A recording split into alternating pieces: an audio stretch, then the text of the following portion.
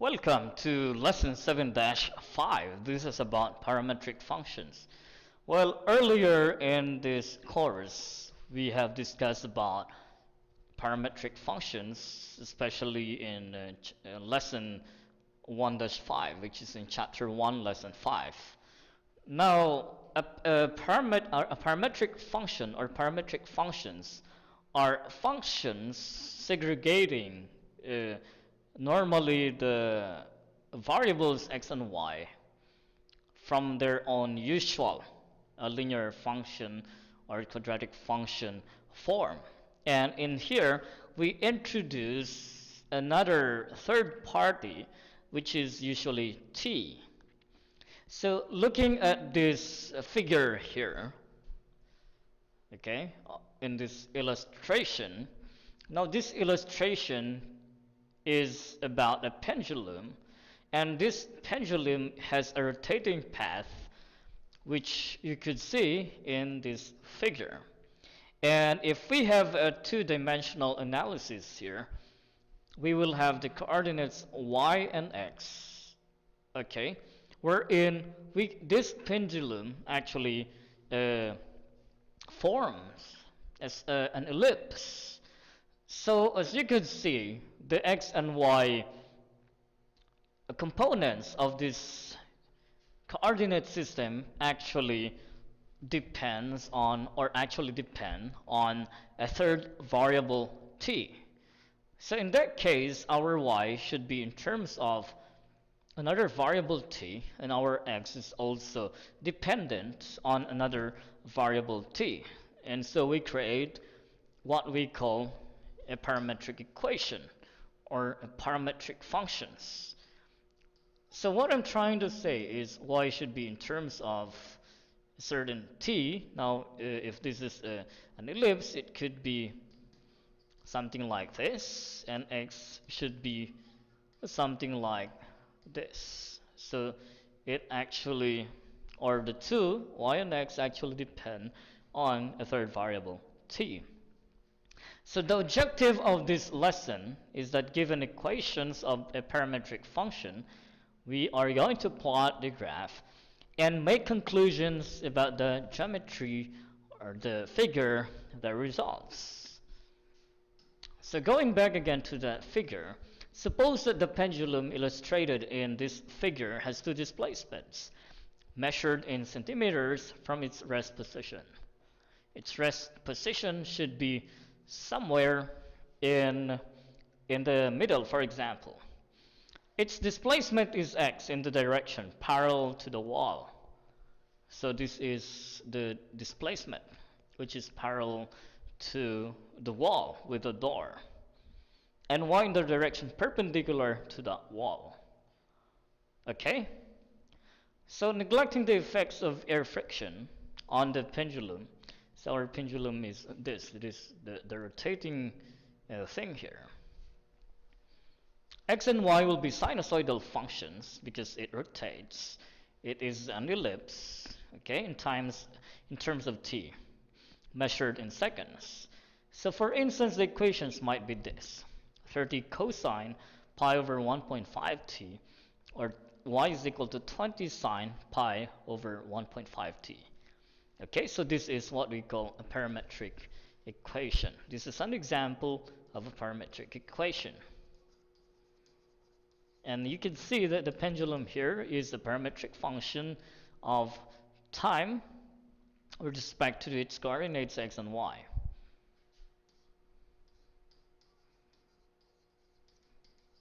Okay, so let's deal on Pythagorean properties to eliminate the parameter.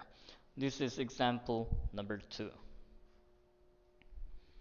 For the parametric function, x is equal to 5 cosine t, y is equal to 7 sine t, and this was taken in example 1.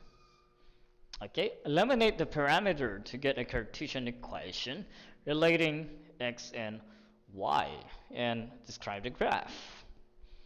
So how do we do this? First, we have to write down the set of parameters. X is equal to 5 cosine t, and y is equal to 7 sine t. Okay? So the first step here is to get the Cartesian coordinates. Okay? Let's say sine t is equal to y over 7, and cosine t is equal to x over 5. Okay? Now, since you know that this is, what do you call this? We have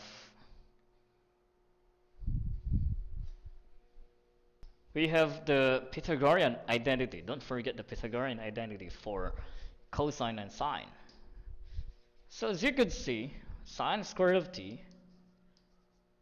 plus cosine square root of t is equal to 1. This is the Pythagorean identity for sine t, or I mean for the sine and cosine functions involving the unit circle. Okay, so sine square root of t plus cosine square root of t is equal to 1. Now, following this model, our sine t is y over 7. So that would be y over 7 square plus x over 5 square is equal to 1. Now take note that this is an ellipse. Okay? With its semi-major axis occurring at 7 and semi-minor axis occurring at 5. So this is an ellipse. Okay? So to graph this ellipse,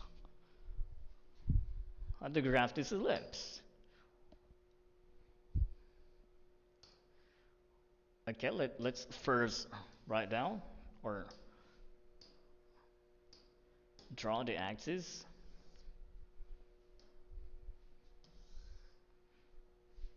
And it's labeled the grids. So 1, 2, 3, 4, 5, 6, let's say. 1, 2, 3, 4, 5, 6. 1,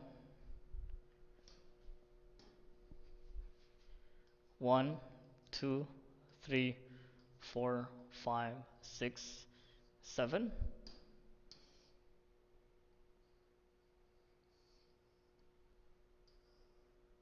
Okay.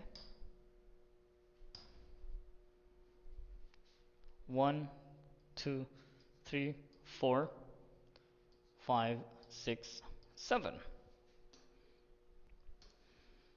Let's label the axis. This is the x-axis. This is the y-axis. This is 6. This is negative 6. This is negative 7. And this is 7. Now an ellipse following the conic equations, the general form of a conic equation is x minus h square over a square plus y minus k square over b square is equal to 1. Wherever the position of the greater number for a and b is, should be the semi-major axis, meaning that it should be where the elongated side is. So in this case, our center is at the origin because h and k are both in zeros. So that means that this is where our center is. And also, take note that our major axis, semi-major axis, is y-axis because the 1, 0 is bigger than the constant here.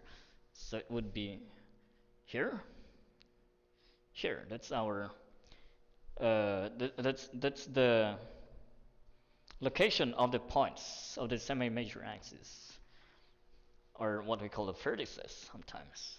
Okay, And we have the semi-minor axis, and this is located 5 units away from the center. So we have here and here. These are called the co-vertices.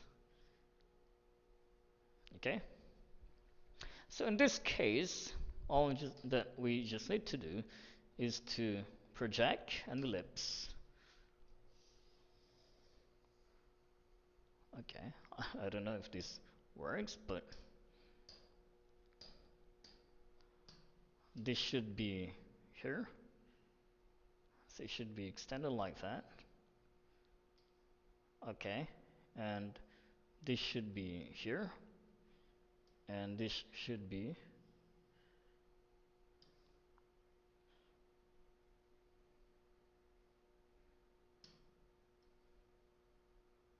okay. So this is our ellipse. Okay, so notice that our ellipse has what do you call this?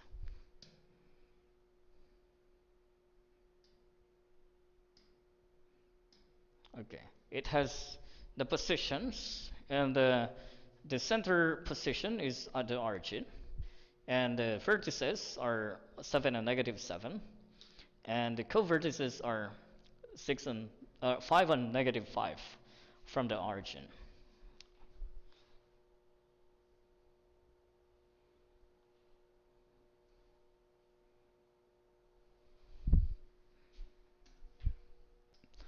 Let's go to example 3. Plot the graph of the parametric equations x is equal to 6 plus 5 cosine t and y is equal to -3 plus 7 sine t.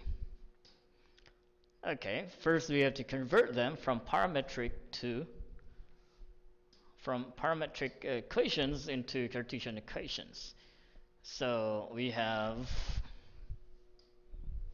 the set x is equal to 6 plus 5 cosine t, and y equals -3 plus 7 sine t. So our cosine t here, or cosine t would be equal to x minus 6 over 5. Okay, and our sine t, on the other hand, will be equal to x or y plus 3 all over 7. Okay, now following the form of the unit circle, we have cosine squared of t plus sine squared of t is equal to 1. So that gives us a pretty much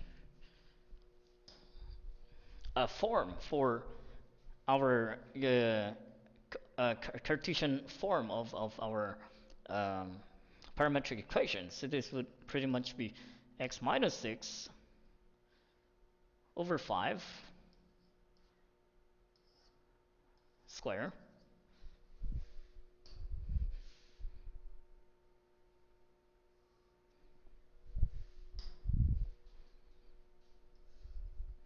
plus y plus 3 over 7 square is equal to 1. So granted that we have this form, and following the general form of an ellipse, wherein it says that we have x minus h square over a square plus y minus k square over b square, where h and k are the center of the ellipse, then our center here, this is an ellipse automatically, okay? So we have an ellipse here with this equation, x minus 6 over 5 square plus y plus 3 over 7 square is equal to 1. And our center of this ellipse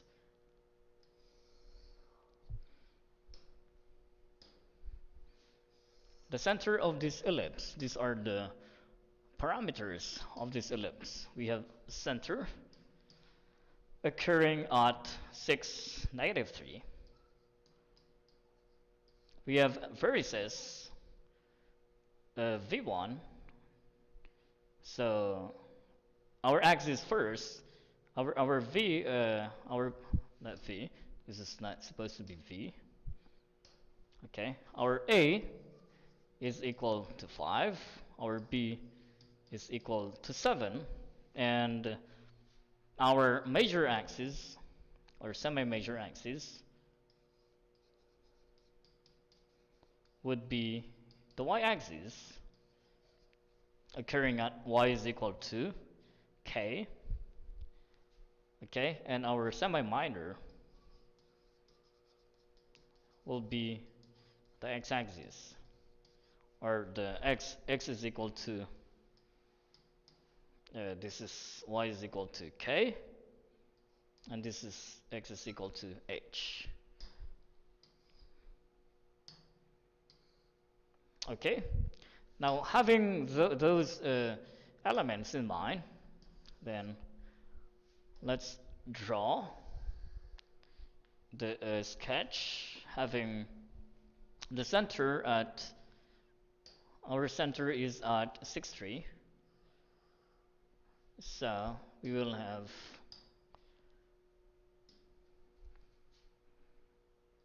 one, 2, 3, 4, 5, 6, 7, 8,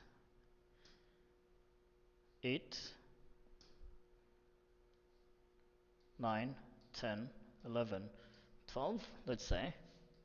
1, 2, 3, 4, 5, 6.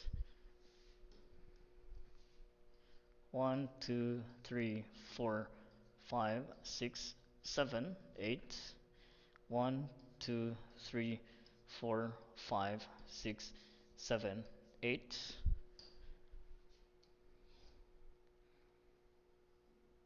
Okay, and let's label the Cartesian coordinate system here. This is our x-axis.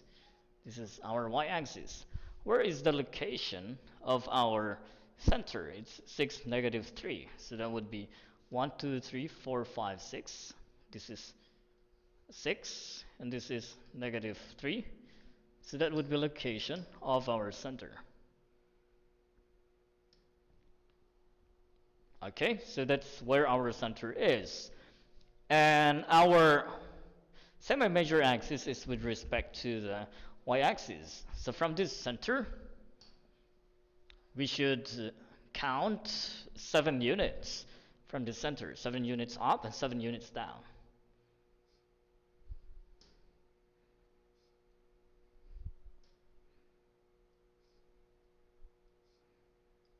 Okay, is it enough? Let's count. 1, 2, 3, 4, 5, 6, 7. So this is the location of the, this is the location of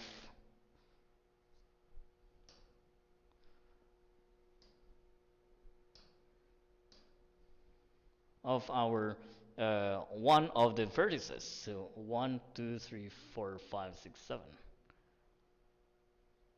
It's here. Okay, the other vertex is at 7 units up. 1, 2, 3, 4, 5, 6, 7. So it should be here. Okay, that's the location of the other vertex. And the co-vertices should be 5 units away from the center. So 5 units to the right, 5 units to the left. 1, 2, 3, 4, 5. So it should be here. And 1, 2, 3, 4, 5. So it should be here. Okay, so this is our ellipse now. And all we need to do is to form the ellipse. Okay, so make some necessary adjustments. Okay, I think this is better now. And let's stretch it so that they contain the important elements, which are the vertices and the the vertices and the co-vertices. Okay. So this is the graph of our ellipse, which was taken from the parametric equation.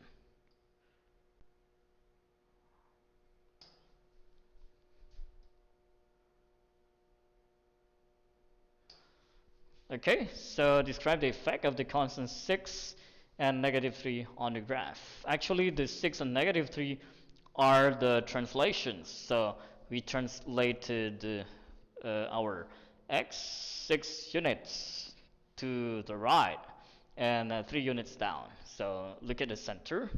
The center was affected. Okay,